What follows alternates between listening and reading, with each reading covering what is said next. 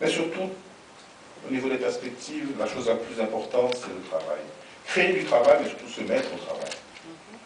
Et je suis heureux d'être aujourd'hui ici parce que je ne vois pas des gens qui sont venus seulement écouter, je vois des gens qui sont venus réfléchir, des gens qui sont venus débattre, des gens qui sont venus donner un apport, des gens qui sont convaincus qu'ils ont quelque chose à apporter pour Haïti. Je me permettrai simplement de dire une chose.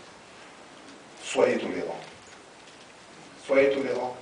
Et souvent, moi je me considère que je suis un ex-diaspora. Souvent, on a l'impression de plus dehors qu'on peut tout faire mieux. Je vous demande d'être tolérant. Évitez l'arrogance de penser que vous avez toutes les solutions ici. Mais je vous demande aussi la solidarité et d'apporter votre expérience, d'apporter votre savoir, d'apporter votre capacité et de comprendre qu'elle n'est pas toujours perçue de façon, elle n'est pas même souvent bienvenue. Les gens ont peur. On a peur de la connaissance. Ce n'est pas symptomatique à Haïti. On a peur de celui qui a plus de capacité. Et ça demande une grandeur d'âme que je vous demande d'ajouter aux autres qualités à ce que vous pouvez apporter à Haïti. J'ai demandé lors de mon dernier séjour en Haïti que la diaspora essaie de s'organiser un peu mieux, en particulier celle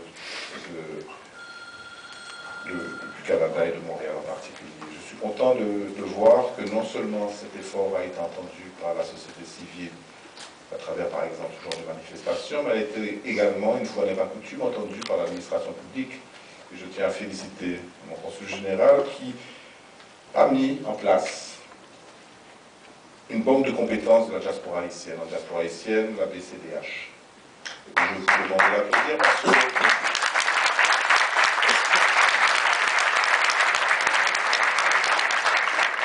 je ne savais pas qu'il l'avait fait, pourtant c'est sur le net.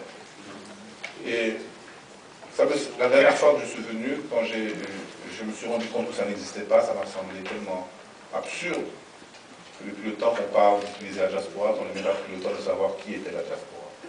Au moins, il y a un premier effort qui est fait. J'ai pu aussi apprendre entre-temps qu'il y avait d'autres efforts qui étaient faits. Là encore, il s'agit de faire ces efforts ensemble. Il ne s'agit pas d'avoir des banques de données concurrentes, compétitives. Il s'agit d'avoir une banque de données de la diaspora en Haïti. Et si s'il y a une banque de données qui est plus performante que celle que met en place le consul, je lui demande publiquement de s'aligner sur une autre banque de données, mais qu'on ait une banque de données solide qui puisse être utilisable par tous les Haïtiens, par tous ceux qui ont besoin des Haïtiens, pas seulement en Haïti. Nous avons des compétences à apporter ailleurs également.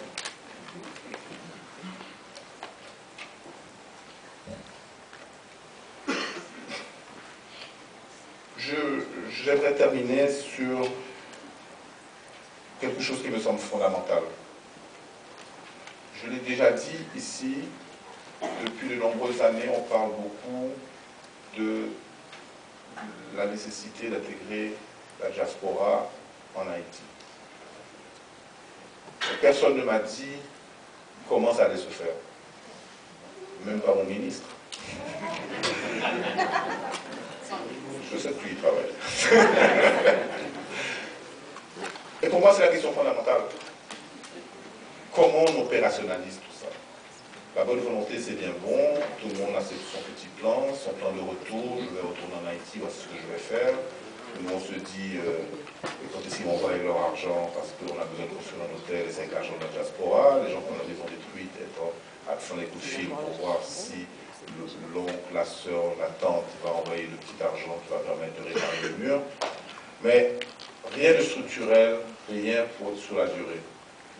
Il faut que, au-delà des bonnes intentions de part et d'autre, au-delà de la banque de données, une fois qu'on a fini de mettre en place cette banque de données, il faut qu'il y ait quelque chose d'organisé qui permette de façon structurelle et continue, non seulement d'intégrer la diaspora, mais surtout de ne pas isoler les deuxième et troisième générations. Moi,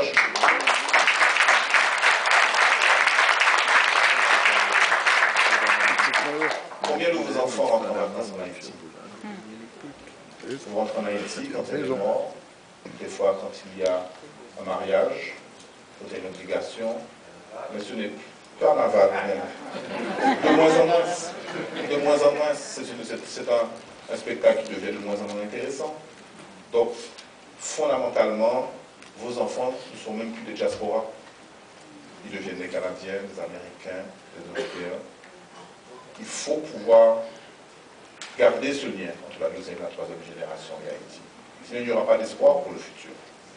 Il faut qu'on puisse leur créer un cadre où ils peuvent rentrer, connaître leurs cousins, connaître ceux qui sont restés dans le pays et garder des attaches sur le futur. Votre génération, excusez-moi, ma génération, celle qui me précède et celle qui me suit, nous sommes condamnés à ne plus être là dans quelques années. Qu'est-ce qui va se passer? Vos enfants, vos petits-enfants, est-ce qu'ils sont intéressés, même à entendre parler d'Haïti? On n'entend parler que de choses négatives d'Haïti. Nous l'espérons.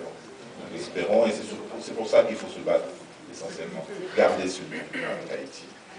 Donc, moi,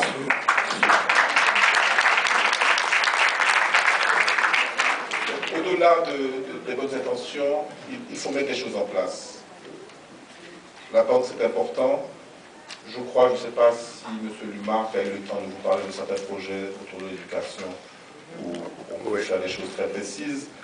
Moi, j'ai une proposition très précise sur laquelle je suis en train de travailler.